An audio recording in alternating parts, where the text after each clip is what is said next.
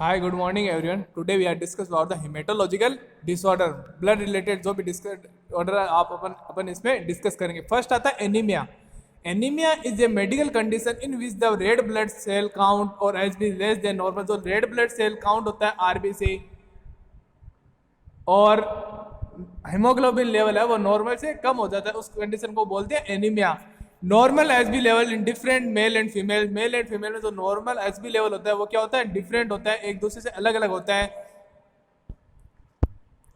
Next है for man anaemia is define H B level less than 13.5 gram. कि अगर 13.5 ग्राम M G per D से less than होता है तो वो होता है मेल के लिए एनीमिया, और फीमेल के लिए तो 12 एम जी पर डी से अगर कम है एच बी 12 ग्राम बोलते हैं एम जी पर डी से अगर कम है तो फीमेल है एनीमिक है. फिर आता है सीवियरिटी ऑफ एनीमिया. सीवियरिटी अगर माइल्ड एनीमिया है तो एच बी 9.5 से 13 एम जी पर डी होगा. अगर मॉडरेट एनीमिया है तो एच बी का हीमोग्लोबिन लेवल 8 से 9.5 एम जी पर डी होता है. सीवियर एनीमिया में क्या होता है, जो 8 gram M G less than 8 M G per D 8 ग्राम से अगर कम है तो उसको काउंट करते हैं सीवियर एनीमिया के अंदर. कोजेज क्या होता है, anaemia cause by blood loss. Anaemia अगर ब्लड लॉस हो रहा है बॉडी से तब कॉज करता है, जैसे जीआईटी ब्लीडिंग, गैस्ट्रोइंटेस्टाइनल ब्लीडिंग हो रहा है, जो अपन ने पूरी एक डिजीज पढ़ी है जीआई ब्लीडिंग से रिलेटेड टॉपिक पढ़ा है गैस्ट्रोइंटेस्टाइनल ट्रैक्ट में. ठीक है. फिर आता है MLC child birth in women. ठीक है. एमसी चाइल्ड मेंस्ट्रुअल साइकिल आता है एंड चाइल्ड बर्थ वुमेन, उसमें भी ब्लड लॉस होता है. Use NSAIDs like aspirin, non steroid anti inflammatory से एस्प्रिन अपन यूज करते हैं. फिर आता है डिक्रीज और faulty production of red blood cells. या तो ब्लड सेल का प्रोडक्शन डिक्रीज हो या faulty abnormal blood cell immature growth हो तो वो कॉज करती है एनीमिया को. Both acquired and inherited condition and factor can prevent body from making enough. तो ये दोनों है डिक्रीज और फॉल्टी प्रोडक्शन, ये क्या करते हैं प्रोडक्शन को अफेक्ट करते हैं, प्रिवेंट करते हैं body from making enough RBC. जो इनफ आरबीसी को नॉर्मल लेवल को मेंटेन आरबीसी उतने भी नहीं बना पाते इन फैक्टर के वजह से. जैसे एग्जांपल डाइट है, हार्मोन है, क्रोनिक डिजीज वगैरह कंडीशन है, प्रेगनेंसी एंड एप्लास्टिक एनीमिया, ये क्या करते हैं आरबीसी के काउंट को नॉर्मल होने से प्रिवेंट करते हैं. फिर आता है डिक्रीज है इंक्रीज डिस्ट्रक्शन ऑफ आरबीसी, मतलब आरबीसी का टूटना उधड़ना. एग्जांपल सिकल सेल एनीमिया है, थैलेसीमिया, हेमोलाइटिक एनीमिया है, इन्फेक्शन, सर्टेन मेडिकेशन और रिडक्शन टू ब्लड ट्रांसफ्यूजन. ठीक है. Reaction to blood are common condition in which there will be destruction of, जिसमें क्या होती है आरबीसी टूटती है. ये सारी जो कंडीशन है वो आरबीसी की डिस्ट्रक्शन बढ़ता है, मतलब आरबीसी टूटना स्टार्ट हो जाती है इन कंडीशन के अंदर. फिर आता है रिस्क फैक्टर.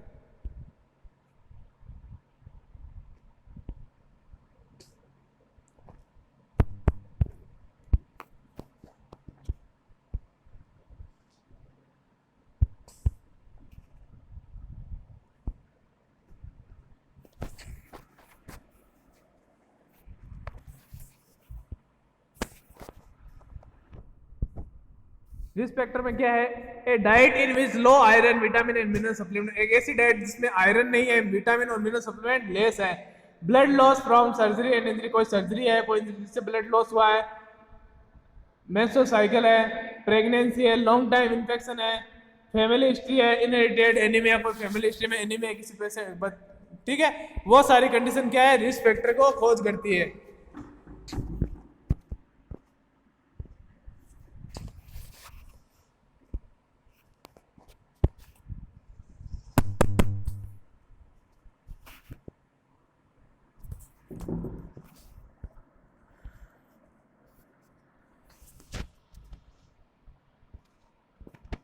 नेक्स्ट है long term serious illness such as kidney disease है, cancer, diabetes mellitus, liver disease, heart disease, ये सारी कॉज करती है एनीमिया को. फिर आता है पैथोफिजियोलॉजी क्या होती है. ठीक है. Due to insufficient production of the red blood cell, मतलब इनसफिशिएंट प्रोडक्शन होना रेड ब्लड सेल का प्रॉपर अमाउंट में प्रोडक्शन बनना नहीं बनती है. By the bone marrow defective synthesis of RBC, bone marrow के द्वारा डिफेक्टिव सिंथेसिस होता है आरबीसी का. Increase loss of RBC cause by bleeding will lead to decrease haemoglobin concentration of RBC number. अब देखो कि कोई भी इनसफिशिएंट प्रोडक्शन हो रहा है, due to insufficient proper production नहीं हो रहा आरबीसी ब्लड सेल का बोन मैरो के द्वारा, तो डिफेक्टिव सिंथेसिस होता है आरबीसी का, जिससे क्या होता है इंक्रीज लॉस ऑफ जिससे आरबीसी का लॉस होगा. और ब्लीडिंग क्या होगी, लीड करेगी डिक्रीज हीमोग्लोबिन, आरबीसी का नंबर कंसंट्रेशन है वो डाउन होगा। नेक्स्ट है transport of the oxygen in is impaired because inadequate oxygen carrying to tissue, मतलब ट्रांसपोर्ट होगी ऑक्सीजन वो कम होगी क्योंकि O2 कैरिंग कैपेसिटी है वो ब्लड की कम हो जाएगी, जो लीड करेगा हाइपोक्सिया को, और हाइपोक्सिया कमी होगी तो कॉज करे एनीमिया। फिर आता क्लिनिकल मैनिफेस्टेशन, फटीग होना, थकान होना, थिकनेस, ठीक है, शॉर्टनेस ऑफ ब्रीथ है वो डिफिकल्टी होती है, शॉर्ट हो जाती है, लुकिंग पेलनेस आ जाती है क्योंकि ब्लड लॉस हो रखा है, डायफोरिस विद एक्सर्शन, जब भी आप एक्सर्शन लगाते हो, जो सांस लेते हो, जो भी प्रोसेस करते हो उसमें क्या होता है आपको ज्यादा स्वेटिंग होती है। If severe anaemia is there, अगर सीवियर एनीमिया, ये तो थे माइल्ड सिम्टम, अगर सीवियर एनीमिया है तो क्या सिम्टम है कि चेस्ट पेन होगा, pale and always feel exaggeration, मतलब आपको अनकंफर्टेबल फील होगा, जैसे चेस्ट है वो हेवीनेस फील होगी, डिजीनेस थकान फील होगी, फिर आता है हेडेक, सर दर्द होगा, लॉस ऑफ एपेटाइट, आपको भूख नहीं लगेगी, रैपिड हाइड्रेट है वो बॉडी में मिलेगी, फेंटिंग, थकान, चक्कर वगैरह आना, other clinic associate with specific body system. अब बॉडी सिस्टम के साथ कौन कौन से अलग अलग बॉडी सिस्टम से रिलेटेड साइंस सिस्टम क्या आते हैं एनीमिया में वो अपन पढ़ेंगे। फर्स्ट आता है इंटेगुमेंट्री सिस्टम, जिसमें पेलर आपको सीन होता है कि स्किन है वो पेलर दिखाई देती है, PALLER है, ठीक है। डिले वुंड हीलिंग डिले होगी क्योंकि एनीमिया कंडीशन है। शॉर्ट माउथ टंग है वो शॉर्ट होंगे, शॉर्ट थ्रोट होंगे, जॉन्डिस होगा, स्पाइडर आपको जैसे मकड़ी जैसे डिजाइन है वो स्किन के ऊपर मिलेगी, एंजियोमा, ठीक है, इसी से रिलेटेड स्पाइडर से। सेंसिटिव ऑफ कोल्ड, आप जैसे भी ठंड की आपको ज्यादा ठंड लगेगी बजाय नॉर्मल पर्सन के। रेस्पिरेटरी सिस्टम में शॉर्टनेस ऑफ ब्रीथ होगी, ऑर्थोपिनिया होगा, डिस्निया और ब्रीथिंग डिफिकल्टी होगी जब एक्सरसाइज लगाएंगे, प्रेशर लगाएंगे। कार्डियोवैस्कुलर पल्पिटेशन होगा, एंजाइना पेक्टोरिस मतलब चेस्ट पेन होगा, हार्ट रेट बढ़ेगी, वीकनेस आएगी, कार्डियोमेगाली, जो हेड का जो पंप करने का सिस्टम है वो फेल हो जाएगी क्योंकि कार्डियोमेगाली जो लेयर है वो बढ़ जाएगी, क्लाउडिकेशन होगा, ब्लर विजन होगा। जीआई सिस्टम में क्या होता है देखो, एनोरेक्सिया होगा, कॉन्स्टिपेशन होगा, हेमोरॉइड कंडीशन की ब्लड पुलिंग होने लग जाएगा वेन के अंदर, वेट लॉस होगा, हेमेटेमेट्रिस मतलब ब्लड वोमिटिंग के साथ ब्लड आएगा। फिर आता है डाइटरी चेंजेस, मतलब क्ले ईटिंग एंड पिकअप, जो डाइटरी चेंजेस क्या आता है, तो जब भरता वगैरह या चौक वगैरह खाता है उसको बोलते हैं clay Pika.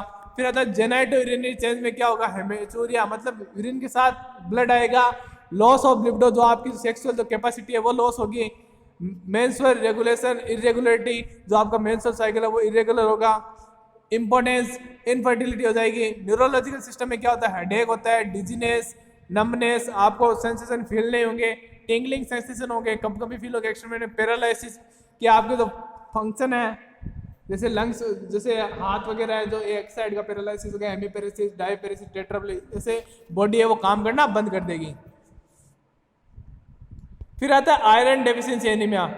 Iron deficiency anaemia is defined as anaemia associated with the either inadequate absorption और एक्सेसिव लॉस ऑफ आयरन। मतलब आयरन डेफिशिएंसी एनीमिया क्या होता है कि एसोसिएट होता है आइदर इन एनीमिया के साथ एसोसिएट होता है, जिसमें क्या होता है एक्सेसिव लॉस और अब्जॉर्प्शन होता है आयरन का, उसको बोलते हैं iron deficiency anaemia. It is chronic microcytic hypochromic anaemia. ये क्या है, क्रोनिक लंबे समय माइक्रोसाइटिक हाइपोक्रोमिक एनीमिया है, ठीक है। इसमें तो माइक्रोसाइटिक मतलब तो माइक्रो सेल्स होती है उनका डिस्ट्रक्शन होता है, उसको बोलते हैं माइक्रोसाइटिक हाइपोक्रोमिक एनीमिया। फिर आता है causes. Iron deficiency anaemia is caused by the chronic blood loss 2 to 4 ml per day. अगर 2 से 4 ml पर डे लॉस हो रहा है क्रोनिक ब्लड लॉस तो कॉज करेगा आयरन डेफिशिएंसी एनीमिया को। Insufficient iron in the diet, अगर आप इनसफिशिएंट प्रॉपर अमाउंट में डाइट के अंदर आयरन नहीं ले रहे तो वो भी कॉज करता है एनीमिया। पुअर और abnormal absorption of iron, body के अंदर पुअर या अबनॉर्मल अब्जॉर्प्शन हो रहा है। पीरियड ऑफ रैपिड ग्रोथ, अब रैपिड ग्रोथ हो रहा है, कोई चिल्ड्रन है वो रैपिड ग्रोथ हो रहा है तो उसका कारण हो सकता है। फिर आता है क्लिनिकल मैनिफेस्टेशन क्या आता है, डिक्रीज सीरम आयरन है, सीरम के अंदर आयरन का लेवल है वो कम होगा, एचबी लेवल कम होगा, फटीग होगा, ब्रिटल नेल्स, जो आपके नेल्स है वो टूटे मुड़े दिखाई देंगे, आपके नेल्स है वो टूटे फूटे दिखाई देंगे, डिजीनेस, थकान, पेल स्किन कलर क्योंकि ब्लड होगा नहीं तो पेल कलर होगा, शॉर्टनेस ऑफ ब्रीथ होगी, कोल्ड हैंड एंड फीट, जो आपके हैंड है जो है फिट है वो हाथ पैर है वो क्या होंगे, आपको ठंडे फील होंगे। यूजुअली फूड क्रेविंग, जो आप खाना खाते हुए डका रहेंगे क्रेविंग होगा। रैपिड हार्ट बीट, जो आपकी हार्ट बीट है वो फास्ट होगी। इरिटेबिलिटी, चिड़चिड़ापन होगा। डिक्रीज एपिटाइट, जो आपकी एपिटाइट है वो डिक्रीज होगी, भूख नहीं लगेगी। फिर आता है डायग्नोस्टिक इवैल्यूएशन क्या होता है। फिकल ओकल ब्लड टेस्ट, ठीक है। नेक्स्ट आता है haematocrit and HB level test की हेमेटोक्रिट वैल्यू कितनी है, एचबी लेवल कितना है। सीरम आयरन टेस्ट करेंगे, सीरम फेरेटिन टेस्ट करते हैं एनीमिया के लिए। जो मोस्ट स्पेसिफिक टेस्ट होता है वो सीरम फेरेटिन टेस्ट होता है जो अपन करते हैं एनीमिया के लिए, ठीक है।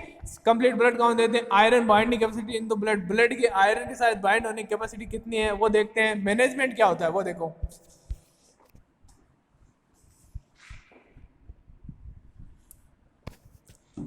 Iron supplement, ferrous sulfate are available for best iron absorption. Take the supplement with the lemon juice and MPT.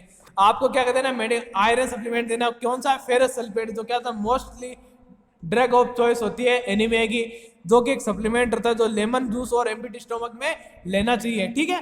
Milk and antacid interfere with the absorption. आपको मिल्क और एंटासिड के साथ कभी नहीं लेना क्योंकि ये इंटरफेयर करते हैं, तो इनके साथ नहीं लेना चाहिए। सेम टाइम पे इनको नहीं लेना चाहिए, इनको केवल लेमन जूस के साथ आयरन सल्फेट को आप ले सकते हो, ठीक है। फिर आता है pregnant and breast feeding women require extra iron. जो प्रेग्नेंट और ब्रेस्ट फीडिंग वुमेन होती है उनको एक्स्ट्रा आयरन की नीड होती है। Increase dietary take in the iron supplement. उनकी जो डाइटरी है, उनकी आयरन का जो डाइट है, आयरन डाइट का लेवल है, वो सप्लीमेंट है, वो इंक्रीज करना चाहिए। Haematocrit test should be repeat after 2 month of iron therapy. Haemato test है वो करना चाहिए, आपको रेपिड टेस्ट करना चाहिए। जब आयरन थेरेपी देने के 2 मंथ बाद आपको हेमेटोक्रिट टेस्ट करना चाहिए, हेमेटोक्रिट कितना है वो असेस करना चाहिए। फिर आता है thalassaemia. Thalassaemia is one of the common inherited gene disorder. ये क्या है, इनहेरिटेड, जो आपको अपनी पीढ़ी दर पीढ़ी अपने माता पिता से मिला है, वो एक जीन डिसऑर्डर है। It is A autosomal recessive disorder. क्या है, ऑटोसोमल रिसेसिव जेनेटिक डिसऑर्डर है। In their inadequate production of normal SP. जो नॉर्मल एसपी का इनएडुकेट प्रोडक्शन होता है नॉर्मल हीमोग्लोबिन का, ठीक है। इटियोलॉजी क्या होती है, मतलब इनएडुकेट प्रोडक्शन होता है नॉर्मल हीमोग्लोबिन का, तो उसको बोलते हैं थैलेसीमिया। अब इटियोलॉजी में क्या होता है, जेनेटिक प्रीडिस्पोजिंग फैमिली की, आपका प्रीडिस्पोजिंग फैक्टर है, जो जेनेटिक फैक्टर आपको फैमिली से मिले हुए हैं। An individual with the thalassaemia में है heterozygous and homozygous form. Heterozygous होता है या homozygous form of the disease, ठीक है। फिर है pathophysiology. Thalassaemia is characterised by decrease synthesis of beta globin chain of SB. जो थैलेसीमिया कैरेक्टराइज होता है, इसका गुण क्या होता है, ये क्या करता है, डिक्रीज करता है। तो बीटा ग्लोबिन चेन होती है एसबी की, ठीक है, बीटा ग्लोबिन चेन होती है, उसको क्या करता है, डिक्रीज करता है, उसका फॉर्मेशन होना कम कर देता है, डिक्रीज कर देता है।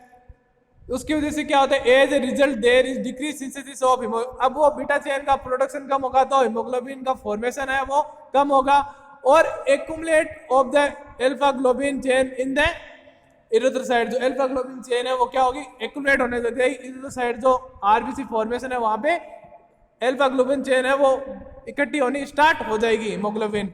फिर these alteration result in decrease RBC production and result in the chronic haemolytic anaemia. अब देखो, अब वो वहां पे कलेक्ट हो रही है तो क्या होगा, अल्ट्रेशन होगा, डिक्रीज आरबीसी का प्रोडक्शन कम होगा। अगर आरबी का प्रोडक्शन कम होता है तो chronic haemolytic anaemia condition arise होती है, ठीक है। फिर आता है clinical manifestation. Thalassaemia is minor, जो थैलेसीमिया माइनर होता है, माइल्ड होता है, वो क्या होता है, एसिम्प्टोमेटिक, मतलब उसमें कोई सिम्टम नहीं दिखाई देते। और थैलेसीमिया मेजर है वो में लीड टू फॉलोइंग सिम्टम। अब थैलेसीमिया मेजर है उसमें क्या होता है, सिम्टम आते हैं। अब सिम्टम लाइक जो भी अपन ने एनीमिया सिम्टम बताए वो सिम्टम आएंगे। स्प्लीनोमेगाली होगा, ठीक है, स्प्लीन की साइज का इनलार्जमेंट होगा, स्प्लीन का सेल्स ग्रोथ होगा तो उसको बोलेंगे स्प्लीनोमेगाली। माइल्ड जॉन्डिस आएगा, बिलिरुबिन का लेवल बढ़ जाएगा। Chronic bone marrow hyperplasia, bone का हाइपरप्लेजिया बोन मेरो के अंदर ग्रोथ होगी। फिर आता है मैनेजमेंट। मेडिकल मैनेजमेंट क्या देखते हैं, thalassaemia minor require no treatment. तो थैलेसीमिया माइनर है तो उसका कोई ट्रीटमेंट नहीं होता, फिर है नीड नहीं होती। फिर आता है for thalassaemia major blood transfusion therapy and chelation therapy is the choice of treatment. अब देखो, जब थैलेसीमिया मेजर आता है तब आप ब्लड ट्रांसफ्यूजन कर सकते हो। चिलेटिन थेरेपी में अंदर आयरन होता है जो चॉइस ऑफ ट्रीटमेंट होता है थैलेसीमिया का। फिर आता है प्रिक्वेशन, जेनेटिक काउंसलिंग करनी चाहिए और थैलेसीमिया स्क्रीनिंग। बच्चे को जब बच्चा माँ के वोम में है, ठीक है, यूट्रस के अंदर, तो आपको जेनेटिक काउंसलिंग और थैलेसीमिया स्क्रीनिंग करवानी चाहिए, जिससे क्या होता है थैलेसीमिया के चांस ना हो।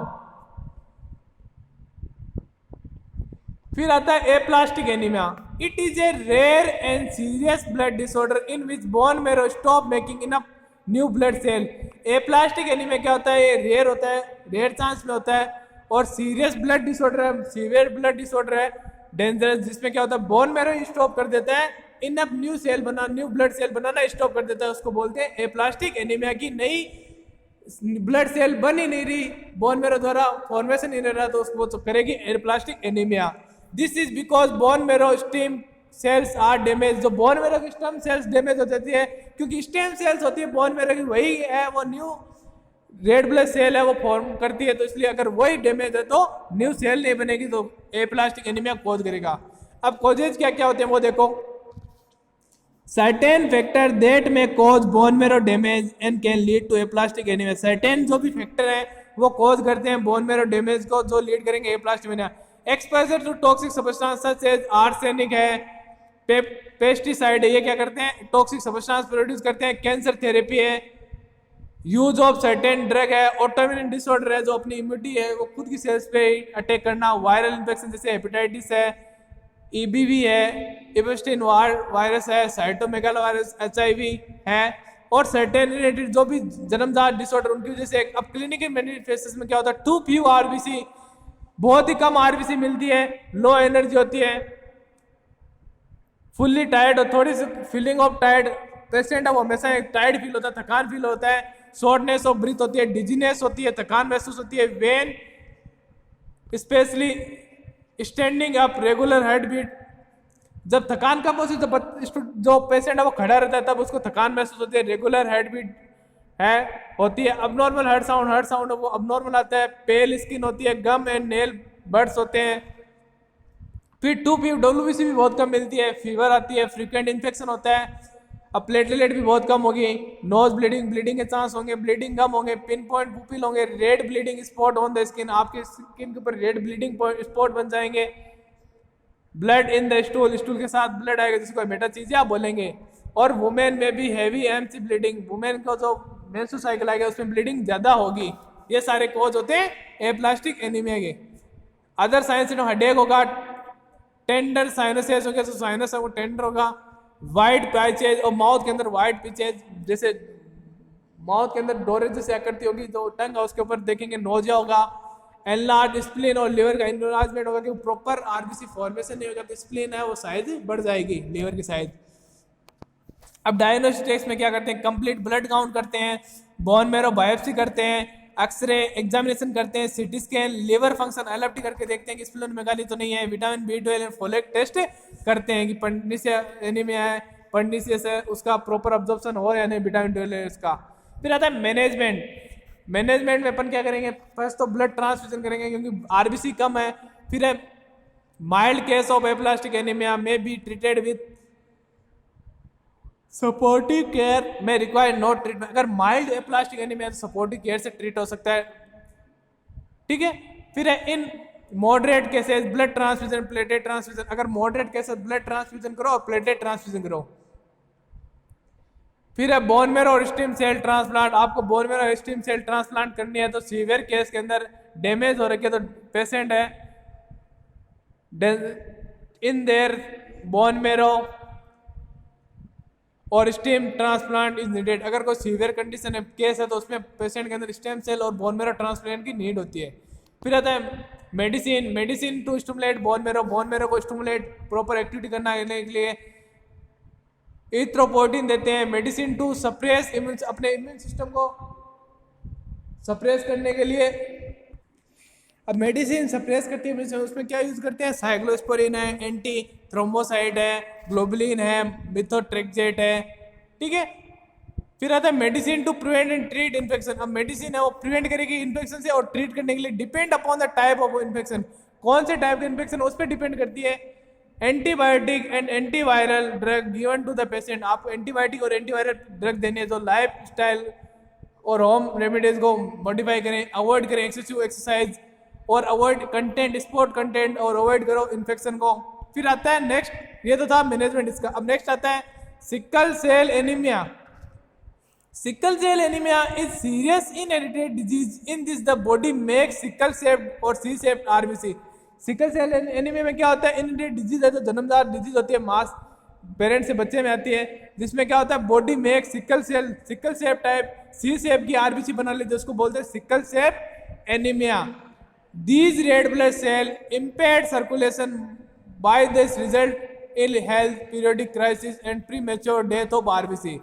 जो ये रेड ब्लड सेल्स है वो इम्पेयर्ड सर्कुलेशन होता है, जो आरबीसी का इम्पेयर्ड सर्कुलेशन होता है जो रिजल्ट करता है हेल्थ क्राइसिस को और premature death of RBC.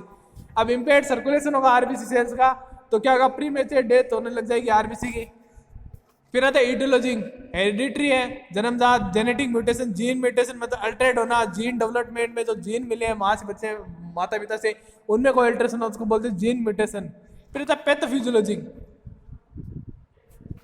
Due to any aetiological factor RBC become sickle type when expose to decrease O two level, कि ड्यू टू ईटियोलॉजी कोई भी फैक्टर का RBC become sickle cell, RBC वो C shape की बन जाती है, when expose to decrease जब O2 का लेवल डाउन हो जाता है तो आरबीसी सी शेप की सिकल सेल टाइप बन जाती है। अब sickle cell easily destroyed when enter in the blood vessels, अब सिकल सेल है वो इजीली डिस्ट्रॉयड है, जब वो ब्लड वेसल में एंटर करेगी तो वो डिस्ट्रॉय हो जाएगी और डिक्रीज होगा आरबीसी का अमाउंट और एनीमिया को कॉज करेगा। फिर है clinical manifestation, pain in tissue due to ischaemia, अब पेन होगा टिश्यू के अंदर क्योंकि ब्लड और ऑक्सीजन की सप्लाई कम है, इस्टीमिया कंडीशन अराइज होगी तो पेन होगा, फटीग होगा, टेकिकार्डिया, हार्ट रेट बढ़ी, बोन में पेन होगा, ब्रीथलेसनेस होगा, फीवर होगा, पेलनेस क्योंकि ब्लड लॉस हो रहा है पेलनेस आएगी, येलो कलर हो जाएगा, ulcer in the lower limb, तो लोअर लिम्ब में उनके अंदर अल्सर फॉर्मेशन होगा, ऑक्सीजन सप्लाई नहीं होगी तो गैंग्रीन चांस हो सकते हैं, और जॉन्डिस जो बिलिरुबिन का लेवल है वो बढ़ेगा तो जॉन्डिस कॉज होगा। अब डायग्नोस्टिक टेस्ट क्या करते हैं, फैमिली हिस्ट्री देखते हैं, लो आरबीसी काउंट देखते हैं, elevated WBC and platelet count अपन चेक करते हैं। अब मैनेजमेंट, एनाल्जेसिक ड्रग देंगे जो आइबुप्रोफेन है, एसिटामिनोफेन है, वो किस लिए कि जो भी पेन हो रहा है उसको रिलीव करने के लिए, ब्लड ट्रांसफ्यूजन ब्लड कम है तो ब्लड ट्रांसफ्यूजन करेंगे, ओरल आईवी फ्लूइड देंगे, न्यूट्रिशन बैलेंस को मेंटेन करने के लिए ऑक्सीजन थेरेपी देंगे, एंटीबायोटिक इन्फेक्शन से और डायलिसिस करेंगे जब ब्लड परफॉर्मेंस ब्लड का फिल्ट्रेशन नहीं हो पा रहा किडनी और लीवर के थ्रू तो आप डायलिसिस की तरफ जाओगे। पर्नीशियस एनीमिया, अब पर्नीशियस एनीमिया क्या होता है, pernicious anaemia in which a decrease in RBC that occur when the body can't properly absorb vitamin B12 from the GIT। Pernicious anaemia क्या होता है जिसमें जो आरबीसी है वो डिक्रीज हो जाती है, जो अक्कर करती है when body can't properly absorb vitamin B12। RBC decrease कब होती है, जब वो विटामिन B12 को जीआईटी से विटामिन B12 है वो प्रॉपर अब्सॉर्ब नहीं हो पाता, उस कंडीशन में पर्नीशियस एनीमिया हो जाता है। Vitamin B12 is necessary for the proper development of RBC. अब आरबीसी का जो प्रॉपर डेवलपमेंट है, प्रॉपर फॉर्मेशन प्रोडक्शन है वो विटामिन B12 पे डिपेंड करता है, ठीक है, जो लिए आवश्यक है। फिर आता है ईटियोलॉजी, वीक स्टोमक लाइनिंग, जो स्टोमक की जो लाइनिंग है, टिश्यू है, लेयर्स है, वो क्या है, वीक है। डाइटरी डेफिशिएंसी है, डाइटरी रिलेटेड कोई डिजीज है। Condition that effect absorption of vitamin from the small intestine, कोई डाइटरी डेफिशिएंसी है जो स्मॉल इंटेस्टाइन से विटामिन B12 को अब्जॉर्प्शन प्रॉपर नहीं हो रहा, सच है सर्जरी है, डाइजेस्टिव अब्जॉर्ब्ड है, या कोई ड्रग है वो विटामिन B12 के लेवल को कम करती है या उसको अब्जॉर्प्शन में डिले करती है तो वो कॉज करता है आरबीसी प्रॉपर फॉर्मेशन नहीं होता, तो पर्नीशियस एनीमिया कॉज होता है। फिर आता है क्लिनिकल मैनिफेस्टेशन क्या होता है, मोस्ट कॉमन सिम्टम फटीग होता है, शॉर्टनेस ऑफ ब्रीथ होती है, डिजीनेस होती है, हेडेक होती है, कोल्डनेस ऑफ हैंड और फीट में ठंडा फील होगा आपको, पेल स्किन होगी, चेस्ट पेन होता है। और डायग्नोस्टिक टेस्ट में क्या होता है, कंप्लीट ब्लड काउंट देखेंगे, bone marrow examination stem cells proper work कर रही है नहीं कर रही, ठीक है। रेटिकुलोसाइट अपन रेटिकुलोसाइट काउंट देखेंगे, स्किलिंग टेस्ट करते हैं, ठीक है, वो आरबीसी काउंट के लिए करते हैं। पर्नीशियस एनीमिया के लिए अपन क्या करते हैं, स्किलिंग टेस्ट करते हैं। सीरम विटामिन B12 लेवल देखेंगे,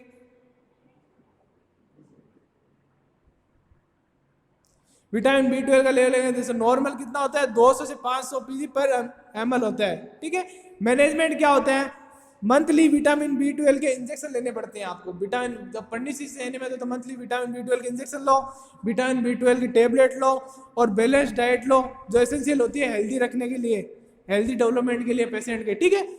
और blood cell such as folic acid, vitamin C, iron, this provide egg, meat and citrus fruit. अब ब्लड सेल है का development proper such as folic acid लो, विटामिन C लो, iron लो और egg, meet और जो सिट्रस फ्रूट है क्या प्रोवाइड करेंगे आपको, फोलिक एसिड, विटामिन C और आयरन के लेवल को बॉडी के अंदर मेंटेन करेंगे।